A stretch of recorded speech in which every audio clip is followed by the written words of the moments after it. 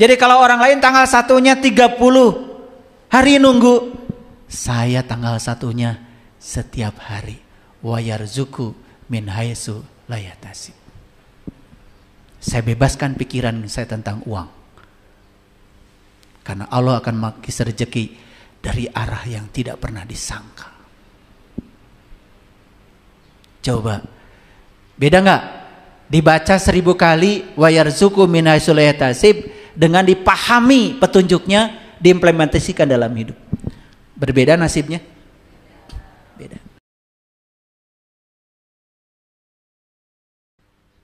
Silahkan dibaca 1000 kali semalam. Wa yarzuqu min haitsu la yahtasib, wa yarzuqu min haitsu la yahtasib. Terus 1000 kali. Habis waktumu. Kapan mau praktek? Sedangkan Quran itu kan hudan. Harus jadi petunjuk.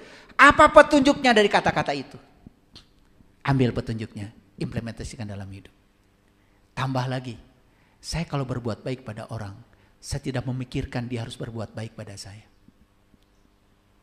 Wa yarzuqu min haitsu la yahtasib. Ternyata begitu saya melepaskan keinginan untuk mendapatkan balasan kebaikan, kebaikan datang dari arah yang tidak disangka, tanpa batas. Saya berbuat baik pada si A, dia mau menyanjung saya, gak mengubah saya. Dia mau menghina saya, tidak akan mengubah kebaikan saya. Saya akan tetap berbuat baik sama dia. Wa yarzuqu min haitsu la yahtasib. Ibu-ibu, ungkapkan cinta pada suami. Jangan berharap apa-apa. Wa yarzuqu min haitsu la yahtasib, datang. Tapi kalau ibu-ibu mengungkapkan cinta pada suami, berharap dia melakukan ini, melakukan itu. Kalau dia tidak melakukan, kecewa. Coba implementasi dari wa yarzuqu min haitsu la yahtasib. Luas? Nyata? Bisa dirasakan hari ini? Bisa. Agama itu nyata, bukan fiksi. Bukan tentang akhirat, bukan tentang masa depan. Kalau kita merasakan hari ini, pasti akhirat kita selamat. Wujudkan dulu di sini, saat ini, sekarang. Bisa berbuat baik pada orang lain tanpa muatan? Bisa? Bisa? Percaya sama saya. Begitu melakukan kebaikan pada siapapun, tidak berharap balasan, tidak berharap apa-apa. Percaya sama saya. Wa yarzuqu min haitsu la yahtasib. Kenapa? Semesta sudah punya cara. Setiap kita berbuat baik, pasti kebaikan akan datang kepada kita. Karena semua kebaikan yang kita lakukan bukan untuk siapa-siapa, kecuali untuk diri kita sendiri. Keren gak kalau begitu? Itu baru agama tuh jadi keren. Agama tuh menolong. Agama jadi syafaat. Jadi syafaatnya Rasulullah yang paling utama adalah ilmu yang beliau sampaikan dari Allah, amalkan oleh kita, menolong kehidupan kita saat ini. Kan selama ini yang disebut dengan syafaat oleh kita itu, nanti kita akan dibariskan.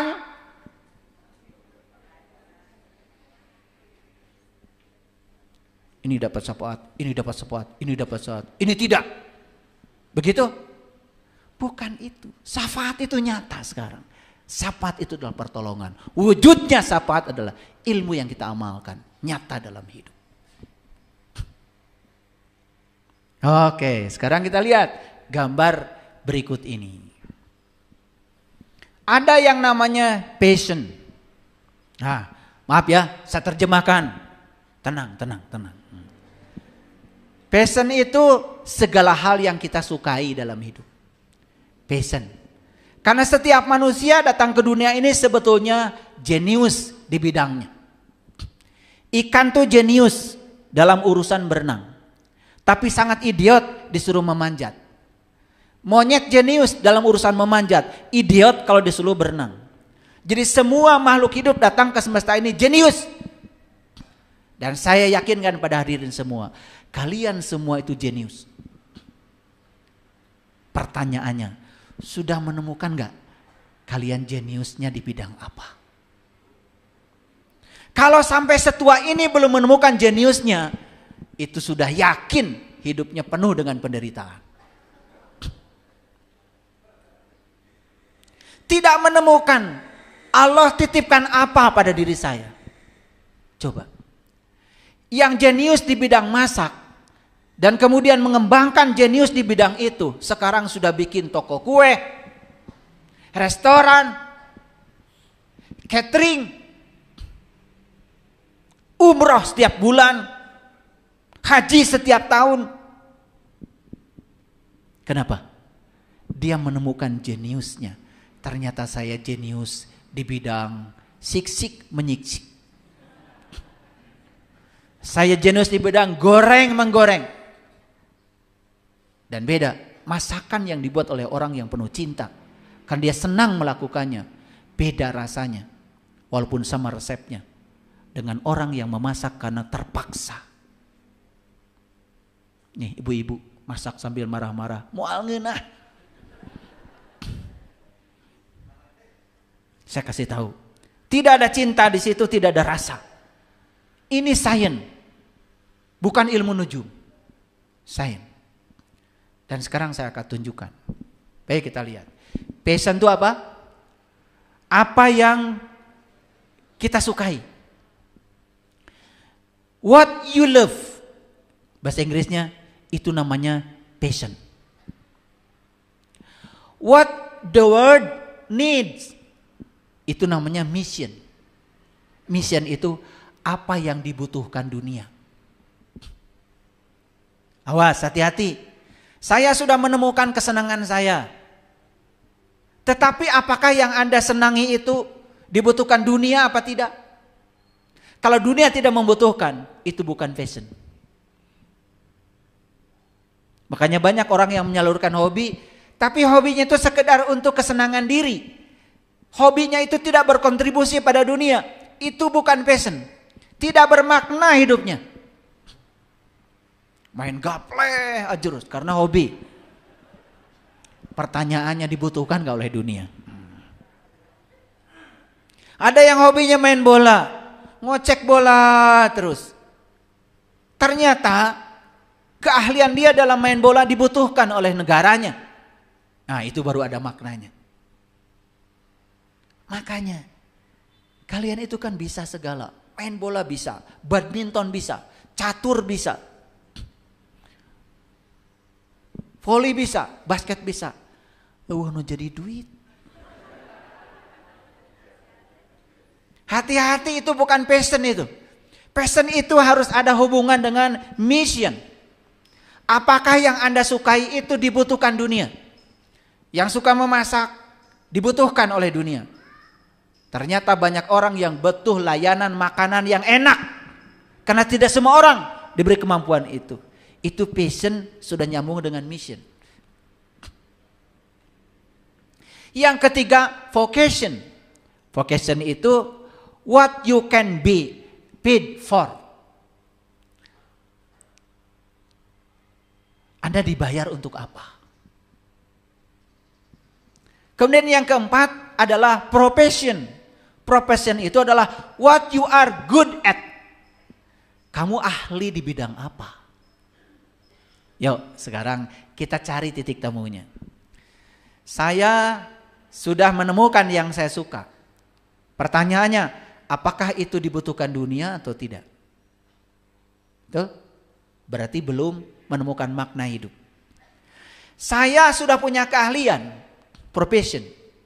Dan saya juga sudah punya pekerjaan dengan keahlian saya.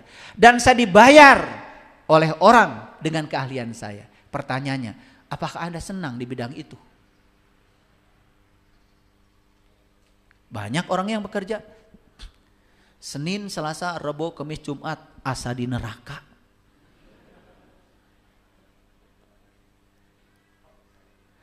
Kerja di pabrik, ya kerja. Bisa menjahit, yes bisa. Dia punya keahlian. Dia digaji untuk keahliannya, vocation. Dia punya pekerjaan. Tapi Senin sampai Jumat serasa hari yang menyiksa. Karena dia tidak melakukan yang dia suka. Bekerja hanya sebatas untuk uang. Hidup kita tidak bermakna. Dan kalau saya sudah jelaskan seperti ini, nanti ada feedback sini. Oh, ternyata pantas selama ini saya di tempat bekerja maju-maju. Gaji sakitu kene, geus demo tiap bulan teu nambah. Betul enggak? Ternyata kuncinya saya punya keahlian, saya punya pekerjaan, saya dibayar untuk keahlian saya. Tapi sebetulnya saya itu tidak menyukai pekerjaan saya. Nah, yang disebut dengan hidup bermakna itu apa? Kalau kita sudah menemukan irisan antara passion, mission, vocation, dan profession. Kalau 4 ini sudah ketemu irisannya, sudah ketemu persamaannya, dan ini bidang saya, disitulah hidup kita jadi bermakna. Kira-kira setelah saya jelaskan begini, bermakna apa tidak hidup kita selama ini? Bermakna? Betul, bekerja senang. Hari Senin bangun pagi subuh-subuh dan kemudian langsung pakai baju kerja dan senang mau jadi kepanjangan tangan Allah, menyampaikan cinta kasih Allah. Benar? Atau aduh Senin. Ini saya kasih tahu ya. Kalau bangun pagi saja kamu tidak bahagia untuk melakukan pekerjaan hari itu sudah alamat menderita. Jadi yang disebut dengan tujuan hidup itu bisa dicapai, satu, kita menemukan apa yang kita suka dalam hidup. Yang kedua, kita mengerjakan yang kita suka itu karena memang dibutuhkan oleh dunia, dibutuhkan oleh masyarakat dalam hidup. Yang ketiga, pupuk yang kita sukai itu sampai kita ahli di bidangnya dan kita memiliki pekerjaan dan kita dibayar untuk itu. Baru itu yang disebut dengan menemukan makna hidup. Ini baru budaya Jepangnya yang saya jelaskan. Tambah lagi dengan budaya spiritual kita. Nabi Muhammad mengajarkan kullu amrin dibalin la yubda'u fihi basmalah fahuwa aqta. Setiap pekerjaan yang tidak dimulai dengan basmalah putus tidak menjadi amal. Apa maksudnya? Yuk sekarang. Bukan sekedar setiap bekerja membaca bismillahirrahmanirrahim. Bukan itu. Tetapi sadar, saya datang ke dunia ini diciptakan oleh Allah. Kelahiran saya penting. Dan saya direncanakan oleh Allah untuk tujuan Allah. Saya harus menemukan tujuan Allah untuk kehidupan saya. Makanya ketika melakukan pekerjaan atas nama Allah yang Maha Pengasih dan Maha Penyayang. Ya Allah, di pekerjaan saya inilah saya eksis. Saya dibutuhkan banyak orang. Saya bisa menolong banyak orang. Dan saya bahagia bisa menolong banyak orang. Saya percaya pekerjaan saya adalah anugerah darimu ya Allah. Dan saya senang melakukannya. Tidak merasa bekerja. Tahu-tahu sudah Jumat. Udah Jumat lagi. Tetapi yang tidak bahagia. Sudah Senin lagi. Nih saya kasih tahu ya. Saya kasih tahu. Mohon maaf. Saya menemukan banyak orang yang stres karena pekerjaannya. Karena dia bekerja untuk uang. Dan dia bekerja di tempat yang dia tidak suka. Apalagi ada turut campur dari orang tua. Anaknya tidak suka ini, tapi karena orang tua profesinya ini, dipaksa anaknya harus menjadi profesinya sama dengan orang tua. Inilah kesalahan terbesar orang tua. Padahal anak adalah tamu agung yang datang ke semesta untuk menjadi dirinya sendiri. Dipaksa anak menjadi orang tua sesuai dengan profesi orang tuanya. Lalu anak melakukan yang dia tidak suka. pekerjaan menjadi sesuatu yang menyiksa. Segera ketika di tempat bekerja bukan berkarya, tapi dia pikirkan hari Sabtu berapa hari lagi ya. Tiap hari lihat kalender, berharap 1 minggu hari yang membahagiakan. Ternyata Sabtu Minggu juga menjadi hari yang menyiksa. Karena hari Sabtu, hari Minggu, ingat terus tugas-tugas pekerjaan. Dan melakukan tugas itu sama sekali tidak happy. Merasa itu sebagai suatu beban dalam hidup. Siap-siap saja untuk mengalami sakit secara fisik. Kenapa? Semua sakit yang fisik itu berasal dari stres. Stres bukan karena tidak bekerja. Orang yang tidak bekerja stres, yang kerja pun stres. Jadi tidak ada pilihan kecuali bekerja melakukan yang kita suka. Ditambah lagi dengan satu keyakinan bahwa saya datang ke semesta direncanakan oleh Allah. Saya datang ke semesta untuk tujuan Allah, bukan untuk tujuan saya. Saya datang ke semesta ini harus menjadi kepanjangan tangan Allah, menyampaikan cinta kasih Allah lewat peran saya. Saya terus terang merasa bangga dengan orang tua saya. Orang tua saya tidak sekolah tinggi, tetapi orang tua saya dari kecil memberi kebebasan kepada saya. Silakan kamu jadi apa, terserah kamu. Dan saya melakukan yang saya suka. Saya belajar fisika senang sejak dari kecil. Makanya sekarang rumus-rumus di kepala saya, ribuan rumus, gak ada yang lupa. Kapanpun lagi jalan pun ditanya mahasiswa, rumus tentang ini Pak, pasti saya bisa jawab. Mau listrik, mau magnet, mau mekanik, mau apa, setiap ditanya saya bisa jawab. Kenapa? Karena saya suka. Saya belajar fisika itu suka. Dan saya kalau memasuki dunia fisika itu sampai ketemu metafisiknya, ketemu simetrinya. Kalau saya belajar materi, saya ketemu energinya.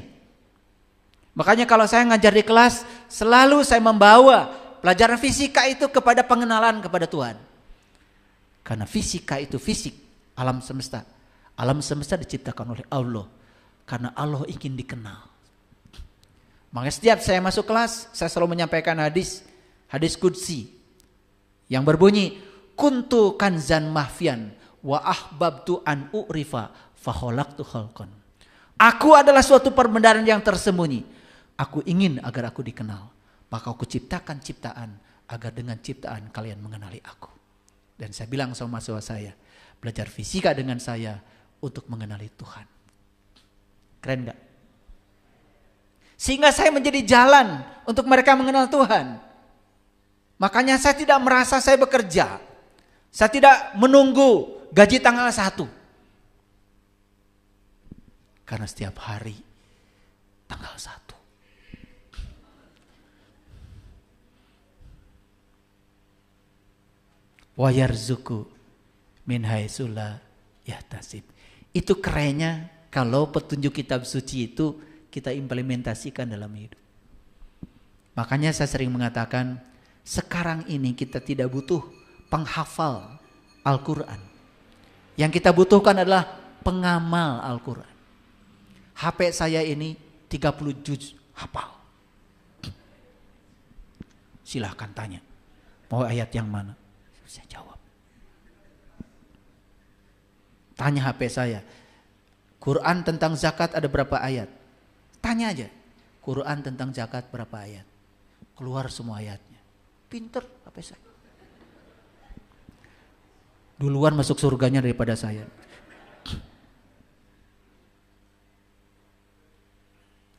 Hadirin, tentu saja menghafal itu bagus, tetapi itu belum selesai. Jangan bangga, ya. Mau mantuan aja syaratnya harus hafal ini, hafal itu. Ribet. Dan hafal belum menjamin dia mengamalkan.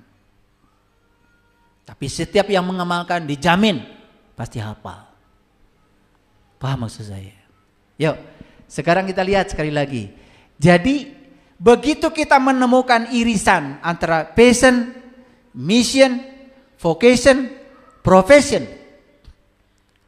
maka kita akan menemukan titik temunya di tengah. Itu yang disebut dengan hidup yang bermakna. Kira-kira sudah menemukan belum? Baru sadar, aduh, usia sudah segini, rambut sudah putih semua, jalan sudah miring, baru mau mencari titik temu antara passion, mission, vocation, profession. Wah, wassalam. Akhirnya hidup muter-muter di situ tanpa ada makna. Tidak mencapai tujuan dari kehidupan itu sendiri. Nah, perhatikan ayat ini. Perhatikan diagram ini. Ya. What you love. Apa yang kamu senang? Sudah ketemu. Oh, ternyata saya sangat berbakat di bidang ini. Berikutnya, what you are good at. Saya pupuk yang saya senang. Dan saya sudah menemukan saya ahli di bidang ini. Ini yang ahli ya. Apalagi yang gak punya keahlian. Hidup gak jelas. Punya keahlian enggak. Kerja enggak. Kerja cuma melamun. Malas-malasan. Waduh. Berharap surga. Melawan hukum alam. Ya, lihat sini. Orang yang sudah menemukan what you love, sudah menemukan what you are good at, sudah menemukan apa yang saya suka, dan saya sudah menemukan keahlian saya sudah jago di bidang ini dan tidak ada orang lain seahli saya. Hati-hati, ada catatan di situ. Pertemuan antara passion dengan profession, ada titik tengah itu. Satisfaction but feeling of uselessness. Dia mungkin puas karena sudah menemukan yang dia suka. Dia puas mungkin sudah punya keahlian yang dibutuhkan. Tetapi dia merasa hampa. Kenapa? Dia menyukai sesuatu, dia ahli di bidangnya, tetapi tidak punya pekerjaan. Tetap hampa. Karena suka atau tidak suka, hidup perlu uang. Uang bukan segalanya, walaupun segalanya butuh uang. Tetapi tidak bisa dipungkiri kalau hidup perlu uang. Ada lagi yang sudah menemukan what you are good at. Sudah menemukan what you can be paid for. Dia sudah menemukan keahlian. Dia sudah digaji untuk keahliannya. Tetapi dia mungkin comfortable. Dia merasa nyaman, tetapi ada tapinya. But feeling of emptiness. Dia merasa kehampaan. Kenapa? Karena dia melakukan pekerjaan yang dia tidak suka. Dia sudah menemukan what you can be fit for. Dia sudah menemukan saya dibayar untuk itu. Dia sudah punya pekerjaan. Dia sudah menemukan what the world needs. Dia pun sudah melakukan pekerjaan seperti yang dibutuhkan dunia. Tetapi apa? But sense of uncertainty. Dia mengalami ketidakpastian. Jadi kalau memadukan dua itu aja, itu tidak menemukan makna hidup yang sesungguhnya. Ternyata untuk menemukan makna hidup yang sesungguhnya adalah kita harus bisa memadukan passion, mission, vocation, profession. What you love, what the world needs, what you can be paid for, what you are good at. Temukan semuanya. Bayangkan yang sudah menemukan semuanya pun kalau tidak menemukan irisannya, hidupnya tidak bermakna. Sekarang lihat orang yang, kamu senang apa? Saya nggak tahu ya, saya tuh sebetulnya senangnya apa. Umur berapa? Alhamdulillah 73.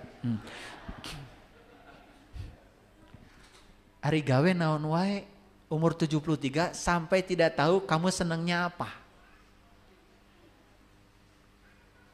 Coba. Sudah ditanya senangnya apa, ditanya lagi.